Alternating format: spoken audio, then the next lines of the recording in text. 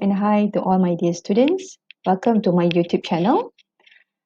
In this video, I'm going to explain another skill for reading comprehension, which is recognizing author's intention or purpose and also attitude.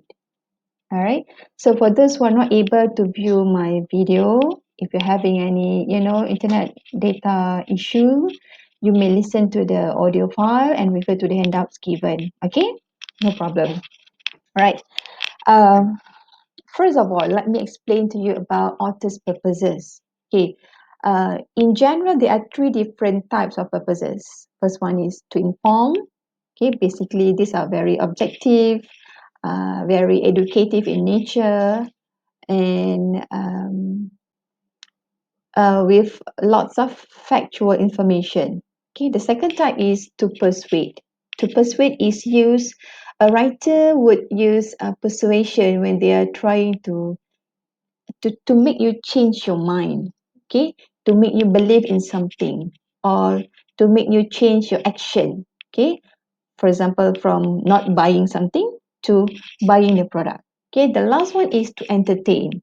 Okay, for example, when novelists write their novels or short stories, okay, so basically the intention is to make you feel entertained, okay, with uh, the imagination, the fiction that they have presented in their writing. Okay, but for EAP, our focus would be on author's purpose to inform and to persuade.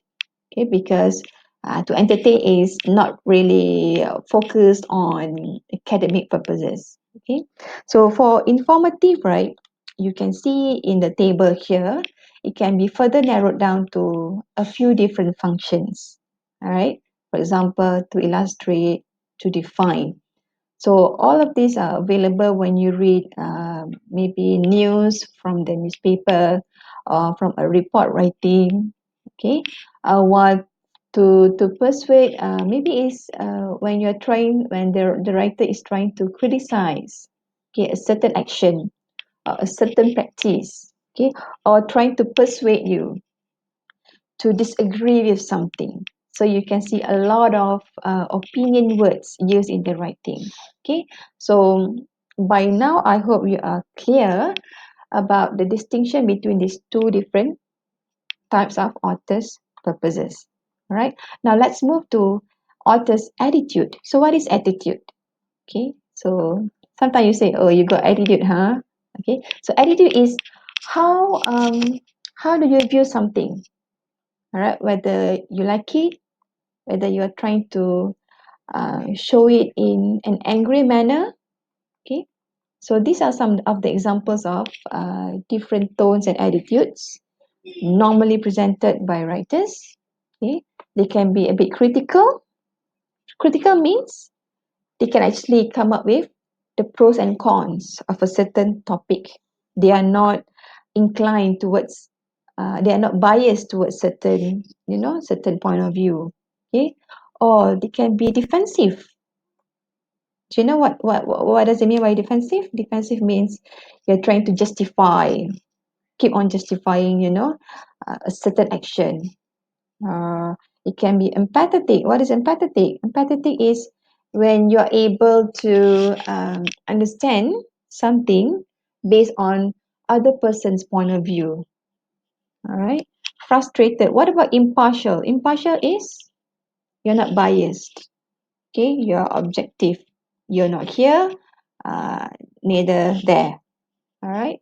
Persuasive, objective, negative, positive. Okay, these are among the frequently used tones and attitudes lah in reading comprehension questions.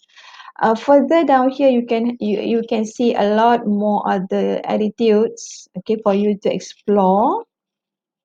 Okay, so now when you are reading a text, right?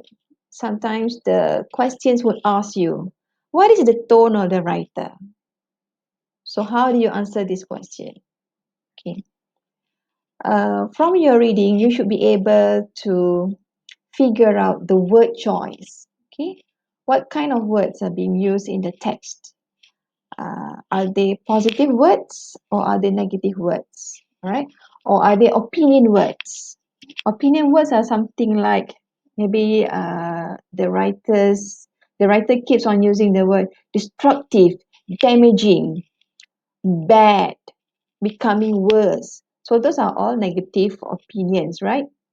Okay, and then, or is it your descriptive words? For example, describing something as being spacious, beneficial, okay, and depending on the details that you can find in the text.